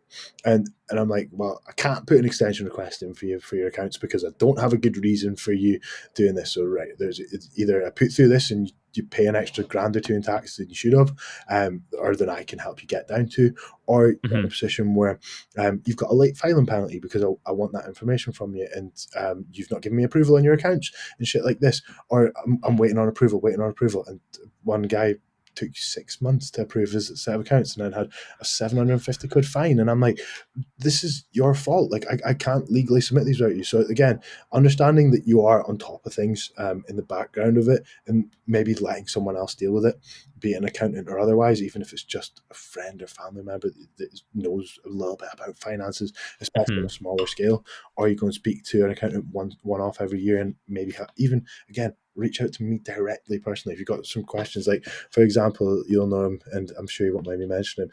Logan Thomson messaged me yesterday being like, right, my laptop's fucked. That wasn't yesterday, 2 days ago. He's like, laptop's fucked. Can I buy this? And he was like, give me your opinions. Am I stupid if I do this? And I was like, right, well, if you buy this, you will get tax leave on it. However, you're not going to get tax leave on it till January of 2026. So yes, you might save a few £100s on it, but remember that it comes to that point where you might save that money, but you are also spending X amount on this laptop. So remember that there are these considerations to make, and even just having someone in your corner we can ask them these questions, or an accountant where you can go and submit your one-off self-assessments every year, just making sure that you don't ignore that side of things. I'm not saying that the finances should be at the forefront of your mind with all this, but making sure that they are at least in check and you are at least being somewhat prudent in the background, because the worst thing you can do is go and have a really good year and have a massive tax bill and pay 5, 10, 15 grand in tax more than you should have. Mm-hmm. Yeah, like I feel like it's so important. Not only is it like important to be a good coach, but if you really do want to get to that next level as well, because I can guarantee there's been a lot of like fantastic coaches out there, but because they haven't been able to get to grips of like the finance situation or like how things run, like maybe that's even been the end of the business for them, because they haven't been able to manage the finances, haven't been able to pay tax bills, things have crumbled apart. So like just as important as it is to be a good coach, also just, you know, having your finances, just being a bit more aware of that is so important. Just like any big business enterprise, like it's numbers, you know, it's all a numbers game. And like to a degree, as fun as it is being a good coach and just, you know, enjoying the business, like there comes a point where you do need to be able to just crack down on it. And I feel like that's what you need to do in order to go to that next level. And I know for myself, it's like, I'm glad that I did it quite early on, because now like I just feel so clear in regards to what it is that I need to do in order to just keep, you know, progressing myself and my business. Yeah, because it's romantic, actually. You were the first limited company I set up, and you were one of the first clients I spoke to. Really? Yeah, because it was very early April that you started working with us, wasn't it? 2023. Mm-hmm. Yeah, because I started on the 3rd, so you literally signed up, and I like started that following like Monday. So I was like, oh wow, guys, like, he's yours, and I was like, oh, for fuck's sake. Not a that immense physique guy, mate. Gareth hated me because I was natty, so it's like, here you go, Logan, you can have him, mate. Yeah, he went, boo, he's 70 kilos, fuck him. so yeah, I got unfortunately given you, but it was nice. Like, I've obviously seen you from the very start of Stockton coaching, in terms of like you actually, first of all, looking after the finances, second of all, having that limited company in place, watching you waste your money on an M140i. Like, I've seen it all. Whose advice was that? It was not our advice. Our advice was, you can afford. So right, listeners, right, I was like, right, I kind of want to get a new car. I'm getting a bit bored of mine. I was like, these guys know my books and how they look, because I can't rationalize this decision in my head. So I was like, Gareth, Logan, I was like, your car, guys. I was like, what do you think of this? I was like, can I afford this? Yeah, go for it, my man. Easy. And then we just sent it and we got an M140i. But truth be told, mate, as thirsty as she is, no regrets. It was not my fault. Tom, I'm trying to find the message. Disclaimer, this is not financial advice. 100%. Like, do you know what, that was the reason why I got it. You guys gave me the go ahead. I was like, send it, let's do it. Yeah, so I've had so much fun as a result. I have a message for you on the 13th of May 2023. Viewing an M140i following your professional advice. Did I said that, yeah. And Gareth replied saying, God, that's got frontline news written all over it. Accountants advise bodybuilder to buy death trap vehicle. But you said to us, hi guys, I'm looking at buying this car. My car's a bucket of shit right now. Can I afford to buy this? And we said, go and buy the numbers, Tom. You've got your tax saved. You can afford to stick away X amount a month for tax. This is how much money you have left for you personally, in terms of where your personal bills sit. Have you got this leeway to buy this car? And you said, yes, guys, of course. So we said, knock yourself out. Go and buy a car. I did not say, oh, Tom, fuck it, just go buy it. You told me I could claim it on business. I did not. 20% of the vehicle. Oh, that's another one, actually, is, can I put this on my business? What is it? A car repair? No. Why? If it's a car owned by the business, vehicle maintenance. But that is why when we claim back mileage at 45p a mile, that's a lot more than you'd claim back for a normal sort of fuel receipt. So usually, like, fuel, especially being expensive just now, is at its peak. You probably pay 30p a mile for a majority of cars, unless you've got a total gas guzzler, or you're going and filling up with like the really expensive Shell petrol. You're going to pay about 30p a mile. Yeah, but you've got a performance car. I accidentally put in the expensive diesel the other day. I was like, oh, but did you get a couple extra horsepower out of it? Still 181 or 191, I think. Oh, it's cute. Yeah, but I don't pay like £1 million a month for mine. It's paid off. That's true. But yeah, like it's like, right. Well, a lot of people are like, "Can I put this car repair to the business?" And I'm like, "No, because the business doesn't own the car. That's why we claim back mileage at 45p a mile, as I say, because not only does it take into account the fuel expense, it takes into account the general wear and tear of the vehicle. It takes into account the use of your fuel, the use of your oil, the use of all these other things that are factors of it. The breakdown of your tires, the maybe increased insurance that you pay because you're doing an extra 2 or 3,000 miles of business travel. So that is why we claim back things like this. If you have an electric car, or if you want to buy an electric car, buy one through your limited company. It makes a lot of sense. You get a lot of tax relief on it in terms of capital allowances. However, if you are just going to drive around in it because it's a tax relief, don't fucking buy one. Go and take a little bit of money out of your business. Go and buy an M140i and have a little bit of fun. Because I know Tom would have a lot more fun driving an M140i rather than spending double that on an electric car just so he can save a little bit of tax. Because at the end of the day, you've still got to spend that money before you buy the car. Can we bump the 40, is it 45p? Yeah. Can we bump that 45 to like 50 just to cover the cost of the I'll Michelin give Pilot Sport H 5s? a phone and just say, yeah, Tom's car's not very fuel efficient, you see. And, and rumor has it, as I spoke to his girlfriend, is he's thinking about girlfriend. She your girlfriend now, Tom? Of course, she's my girlfriend now. She's pretty much my wife. Yeah, I was speaking to Tom's girlfriend, who's also a client. Shout out Georgia. She was saying that Tom is looking at buying an exhaust so that he can put his car through a modified insurance because it brings his insurance down. It genuinely did. Yeah. So this is following your financial advice, right? Obviously, I did my insurance renewal quote this year, and I got a nice renewal quote of £24,000 to live in Manchester, which is just fantastic, right? So I approached I approached a modified car company, right? My initial quote with them, just for a bone stock car, was 2.5 grand for the year. It's like, cool. That's the best one I've had so far. Amazing. So I was like, On the phone, I was like, what if I put an exhaust on it? Because obviously they specialise in modified cars. It's like, it brings it down to £1,300. So in terms of finances, I technically would have got a free straight pipe for my car. But in the end, I didn't actually do it because I ended up getting like a better quote than that. But there we go. So yeah, anyone out there, if you've got a modified car and you want to save some money, go through a modified insurance broker. Or anyone out there who's not an idiot, just buy a 420D and just pay it outright and just chill. Or just do that. I did buy it outright because my car got stolen. But, Oh, yeah. God, it's never heard anything else I got about that. found. So, for anyone who doesn't know, which is almost everyone, my Fiesta ST got stolen, and it was found like 100 miles away in Dundee. I don't know why it was stolen. They stole my gym bag, by the way, which was really wide. They also left my knee sleeves, and I think it's because they stink. They opened the bag and they were like, "Oh, what's that?" I was hoping to maybe like go out to my they were there as a deterrent. I'd hoping that maybe I'd come out, then someone had opened the boot, went to go steal my gym bag, and been knocked out, and I just found like a thief lying at the back of my car, unconscious. But if only you had a protein shaker in there. Oh my god! Fucking little nuclear bomb. I think they might have stole a couple of protein shakers that had been in my gym bag for 3 months. I hope they didn't open them. I hope they did. No, do you know what? I fucking hope they did. So yeah, my car got stolen. It then got found 2 days after I got my insurance payout. Which again, I didn't really want the car back at that point. First of all, I'm a 24-year-old. I don't really want to be driving around in a Fiesta ST. It's kind of like driving around in like a worse M140i, where you're like a teenager.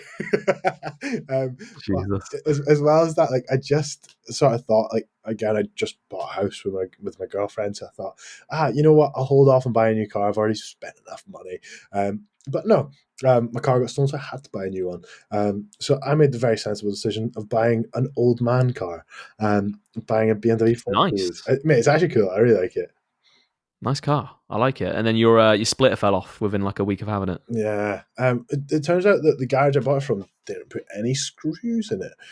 Oh, nice. So yeah, when it like it fell off on the way, or it fell down on the way home. Like I was driving it like exactly 70 miles per hour. In Mexico as well. I was driving in Mexico at like 90 miles an hour, and I picked it up from Whitley Bay went by Mexico on the way back to Scotland, and I just heard this like, and it was my splitter hitting the ground, and I was like, shit, what is that? So I then pulled over, realized it was hanging off, so drove home at 30 miles an hour for like 40 miles from Mexico. Yeah, it was a bit of a disaster. I then tried to tie wrap it on until I could find the screws to put it in. Then I realized there was no screws in it at all and just pulled it off. Amazing. But I then found out after the fact that it was actually just a really cheap splitter that they put on.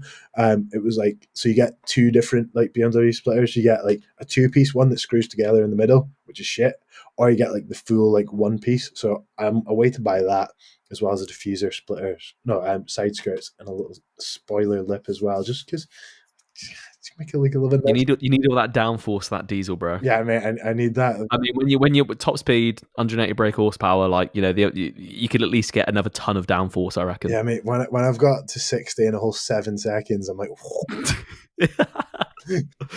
I love it. When I get that 45 mile to gallon, I'm like, whew. Literally. But so what happened with the Fiesta then?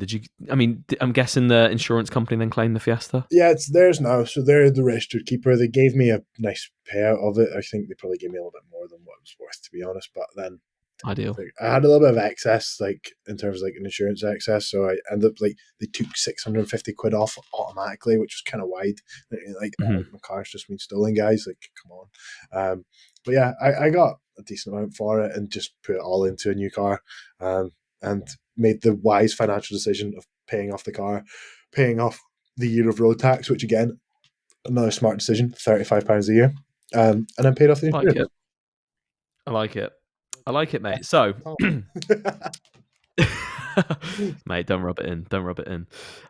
So we have got a few questions as well. It's not a lot of questions, and you're already the longest podcast that we've ever had. Of course. You're the longest call I have, Tom. Am I actually? Yeah.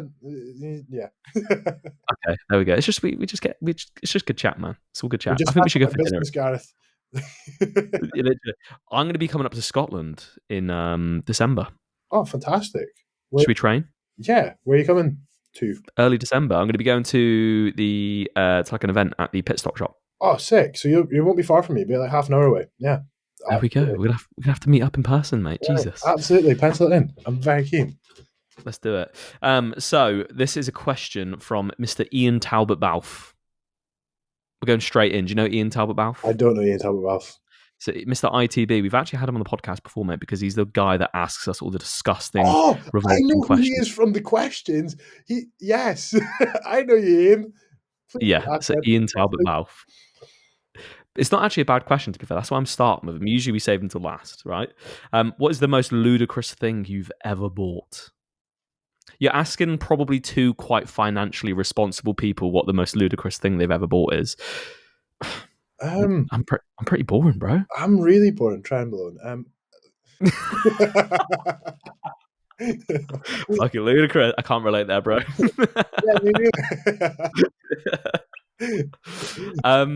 In all honesty, since leaving university, I've had to be financially smart. So like, I'm sure there's going to be some ludicrous expenses within my life, like things that I do buy, right? But right now, like I'm all about my investing. I'm all about trying to be switched on. Hence why I've got an accountant. Hence why I've got Logan. And then 140i is the most ludicrous. Did I need it? Absolutely not. Why did I get it? Because it was financial advice from my accountant. So there we go. What about you? Mate, honestly, I don't know. I think I've already said it. Mate, I don't spend money on stupid shit. I think the worst financial decision I made was moving out when I was like, I love my mum and dad to pieces, but I was sick after COVID of living at home. So I decided to move out when I made like 900 quid a month when I was working part-time at uni, and my bills were like 500. So where did you live? The park? No. Under the slide at the park? It was in Aberdeen. Good thing. Jesus, I might move to Aberdeen and save so much money there. Yeah, you spend about 800 quid on fuel trying to get there, though. That's true. That's very true. Cool. So yeah, you haven't really made any ludicrous decisions, then, have you, I don't in think terms of so. finances? Not apart from PTs. Okay. Right. How do you balance bodybuilding with your work life, and why are you so pretty? That's from Maths with Mike. Oh, Mike, what a guy. How do I balance it? Well, mate, I don't know. I just get shit done. I just lose a little bit of sleep. Do you know what it is? Summarize, right? Because we kind of covered it earlier. When you love something, mate, you do it. Yeah, I just get my shit done. I make sure and try and get some of my steps done in the morning. I've got a dog, so he forces me to do my steps. And yeah, I don't know, just work somewhere that facilitates you being a bodybuilder helps a hell of a lot. Exactly. He who has a why will bear almost anyhow. Like if you could bottle up, do you know that prep routine? Yeah. Just how locked in you are, getting up at 4 a.m., having everything done before 7:30. Imagine if you could bottle that, mate, and just keep it going all the time. Why can't we do that? I think my missus would hate me if I did that all the time. True. It's not like it's not enjoyable, but in the moment it is, because you have to do it. Yeah, And you know it's going to get you a result, but yeah, it's just very, very hard to just maintain that. I mean, if a sponsor wants to come in and just pay me $5,000 a month to be a bodybuilder, and forces me to leave my job, so then my routine will be pretty fucking nailed on. But until that day comes, I will just be balancing it as much as I can. Maybe one day I'll have a business and that'll sponsor you, mate. Thank you. So another question: business expenses that coaches can claim but everyone misses. We kind of we touched on that. Yeah, we've touched on that one. Do you want to just like reel off like 5, like just common ones, So, big ones? gym memberships, Boom, mileage, travel to said gym, boom. show expenses if you are a coach and a bodybuilder, so you're tanning. A big one, I think, in terms of actual expenses, we'll separate this from show expenses, is actual just general travel, be it Airbnbs that you go and get for client shows, travel to events. If you've got to fly to an abroad event, make sure that these things, although you are enjoying them personally, the reason you're going there is wholly and exclusively for business purposes. And then little things like your work phone, your Wi-Fi, your home bills, things like these, and make sure that and home bills own their percentage. And if you don't have an accountant, just claim back £6 a week. There we go. From Mr. Cal Curry _. When did you realise there was a gap in the market in accounting for coaches? Well, it's a funny story, actually. So, if I reference Ben, who I used to live with and who's my best friend that I started training with, I remember saying to him when I was like third year at uni, I was like, I'd love to get to a point where like I'm chartered and I could get myself in a position where I can open my own accountancy firm, and the people I work with are, in my head, it was really before like online coaches were a massive thing. It was sort of like my thoughts were like, I want to work with PTs and I want to work with gyms, and I'd like to go and speak to a load of gyms, offer them a pretty cheap deal to make sure that they would then send all their PTs to me. That was my grandiose idea when I was sort of in uni. And then it's not actually my business, so I can't take any credit for this. It was Gareth, who's my boss. He was one of the founders of Physique Collective, and he had been an online coach for a long time and sort of seen just how shit people in the coaching industry were with their money. So him and Jamie, who's the other director, and they were very good friends at school, sort of came together. Gareth is a coach and who wanted out of the industry, to be honest, and Jamie, who was a very good accountant, came together and sort of made this business and made sure that there was actually something to make sure that those in the fitness industry weren't getting stung or weren't hiding their money and eventually going to get shit on down the line, basically. So that's where that sort of gap in the market came about, and that was about just over 2 years ago that they started the business. I've been here just over a year and a half now, so I can't take any credit for it, but there was definitely a good sort of gap in the industry that I had sort of identified a little bit, but I won't take any credit for it. It was them who really identified it and started this business. Yeah, but I feel like it's cool that you've been a part of it since its early adoption, because obviously I know Coach Accounts is, they're smashing it now, and you've been like a fundamental part of that as well, and like it's good that you both shared the same vision as well. Yeah, exactly that. Like it was, I think there was 67 clients when I first had an interview with Gareth and Jamie. in Mhm. March of last year, and since then we're now up over 200 clients, and I'd like to think that we provide a very good level of service to clients as well. Like, there's been very few clients who have left, and majority of the time it's either that they've went and got another job and they've finished coaching, they've not got the finances there to afford it, which again I don't think is necessarily the right financial move, is leaving your account when you're in a Mhm. financially precarious position. But regardless, I understand it. Sometimes it's they've been offered an accountant who's a third of the price, who are not going to pay any attention to them, and they're just going to submit one return every year. And if that's the Mhm. case, so be it. But I think, yeah, I've been there from the get go, really, and it's sort of tripled in size since I've been there. So it's been cool to watch, and it's been an enjoyable experience, and getting to work with people like yourself, Tom. Hey, there we go, my man. And I've got one final question, mate. Go So ahead. for anyone that's listening to this that, like me a few years ago, and I'm not like the most clued up with it even still now, but I'd like to think that I've learned a lot.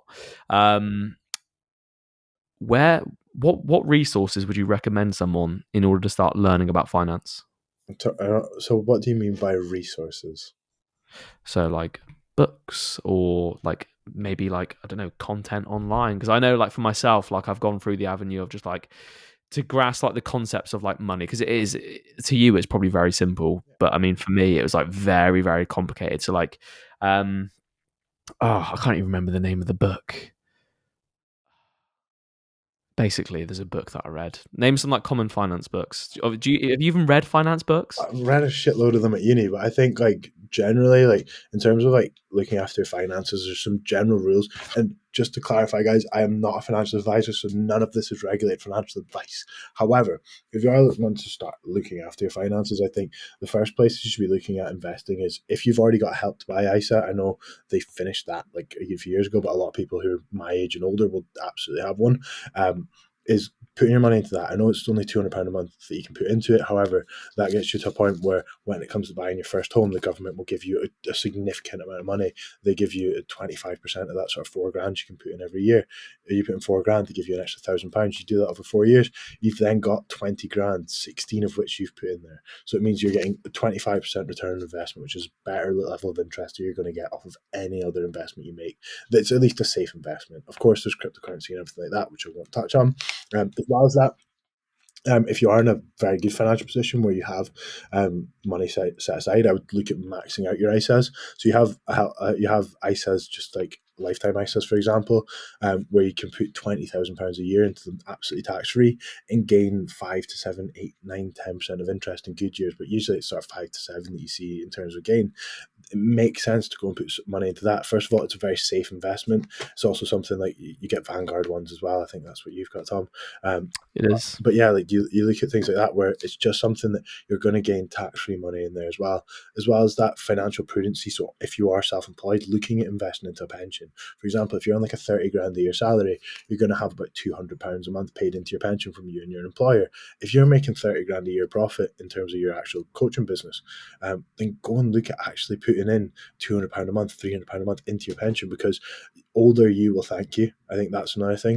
And then beyond that as well, I think if you're going and starting a business, go and actually have consultations, go and speak to people, be it financial advisors or accountants, and make sure that you're ahead of these things when it actually comes to financial prudency within your business and within your actual life. Because I think a lot of the time people just do before they think, and I think that's the biggest concern that I have with people, is that they just don't really think about what they're doing.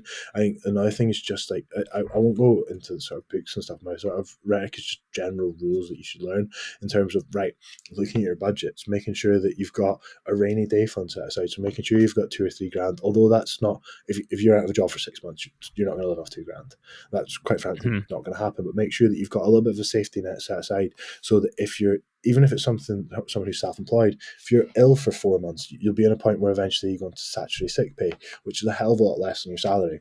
If you're getting paid that on a monthly basis, you might not have enough to cover your bills. So if you've got enough money set aside in an emergency pot, it means that although that's money that you never want to touch, it's there for if you need to. As well as that, also just simple budgeting, be it within a business or just personally going, right, well, I get paid £2,000 a month after tax. My bills come to 800 quid. My food shop comes to 400 quid. I don't know if most people's food shop comes to 400 quid, but mine definitely does. But making sure that you've got this sort of rule set aside and making sure that you've got a little bit of breathing room before you go and make any financial commitments, and making sure that you also account for smaller things, because again, you might have Spotify and go, oh, fuck it, it's 12 quid. You might have YouTube Premium, you go, it's 12, 13 quid, whatever it is. But you've got 15 of these subscriptions or 10 of these subscriptions and you're paying £100, £200 a month for them. You've got to account for them. And I think that's one thing where I think people just do before they think. And I think it's just making sure that you're very much on top of your finances, so that if the worst does come, whether it's you lose your job or you're injured and you cannot work, or whatever does come about, or you're ill and you cannot work, making sure that you've made sure that you've had decent financial practices, as I say, budgeting, setting aside money in terms of an emergency fund, setting aside money in investments such as ISAs, and also if you are self-employed, paying into a pension. Even if you're not, even if you are employed but you make a significant salary, looking at maybe putting additional salary sacrifices in there. And again, even just little things like if you've got a mortgage, overpaying a little bit on your mortgage, because interest rates, especially just now, are fucking horrible. There's just little things that if you just have a little bit of financial foresight and financial prudency, these little things that I've just sort of went through will help you a hell of a lot and make sure that you are in a very good financial position come the point where things do go bad. And if they don't, then even better, you're in a position 6 months or 6 years down the line where you've got a hell of a lot more money than you would have otherwise. Because money just sitting in a bank account, for example, rather than an ISA, you're not going to gain 7-8% of interest in a year, which you would otherwise if it was in an ISA. Yeah. Well, mate, that's the advice that I wanted to get across, And the two books that I've read that literally like opened my eyes to it. Maybe like this is like you've definitely heard of them. Rich Dad, Poor Dad. Yeah. Heard of that? Yeah. Obviously, that was like the first book. I feel like it's a little bit of a meme, like of a book in like the finance world. That's like BTEC. That's like entry point stuff. But even just even just reading that like made me realize, oh, I can actually, it's not just about how much you earn, it's about making my money work for me as well. Mm-hmm. It's like seeing it almost as like little workers, and you can like get them to generate you more money if you're putting it in the right places. And that was like the first book that really kind of just opened my eyes to it. And then another one, which is like a kind of like a story based one, is like The Richest Man in Babylon. Have you heard of that? Heard of that? I haven't. No.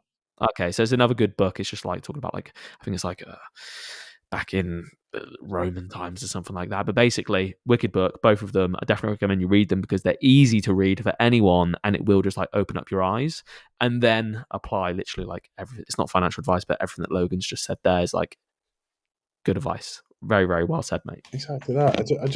I think the problem I have is people just don't look after their finances, and I think getting a pay rise and going, right, well, I've got an extra 400 quid a month that I can spend, is not necessarily conducive to it. If you were living off of 1,700 quid a month before and you've just got another £400 of after tax money coming in, understand that if you lived off that before, even if you maybe give yourself a little bit of leeway and you give yourself another £100, £200 of that, knowing that £200 or £400 additional money that comes in, you can then start to invest and actually have that money do something for you and make sure that that's there, that if the worst times comes about. Because again, not that I ever want to be out of a job and not that I want anyone else to be out of a job, but unfortunately these things happen. Unfortunately, companies go bust. Unfortunately, people get fired. Unfortunately, people go redundant.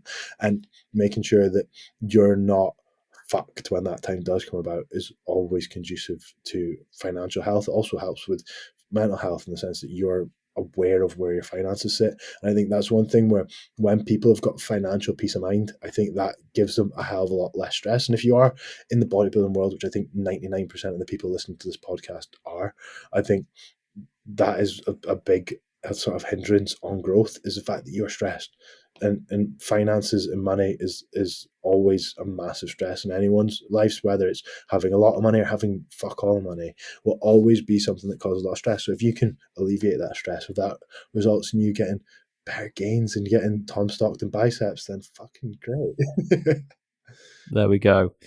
Beautifully said, mate. Well, mate, we'll leave it at that. You've by far trumped the longest podcast ever on Board Shorts and Banter. So That was the plan. I do thank you. That was the plan all along, wasn't it, mate? Well, thank you very much for having me, Tom. It's a real shame that I didn't get to see Josh, but It is what it is. Maybe we'll just have to do another one. Yeah, I'll deal with number one for now if the other one wants to come along. Now, honestly, mate, thank you very much for for joining me. And if any of you guys need more guidance when it comes to your finances, of course, you can head over to Logan. Where can they find you on Instagram, mate? So they can find my work at Coach Counts on Instagram. Very simple. And you'll find me tagged in all the videos. However, if you're looking for me on Instagram, it's Logan Thomson. 2 N's on Logan and 2 N's on Thomson. I don't know why, but it's Logan and the Thomson in the, if you're looking for me. Basically, if you want like a handsome tan accountant with a great accent to look after you, not only is he a great bodybuilder, but also good with your money, then head over to Mr. Logan. But yeah, honestly, mate, thank you very much for joining me in your time. I feel like there's been a lot of like value in this one, which, a lot of people or young business owners or even like experienced business owners that are like, struggling with their finances, like shit, there's actually a lot I could be doing right now to get shit in check. Exactly. I feel like that's the the beauty in this one, mate. So I do appreciate you, mate. Thank you very much for that. I'm away to eat. Nice one. And me, mate, I'm going to go have my protein shake that I've got left when I've ate about 3 hours ago. So amazing. All the made bars anymore. Literally. But right. Thank you very much for joining me, mate. Everyone, like, subscribe, all that good stuff. The podcast is growing. Each episode is doing well. And we appreciate you all. So peace out. Love you to bits. Bye-bye.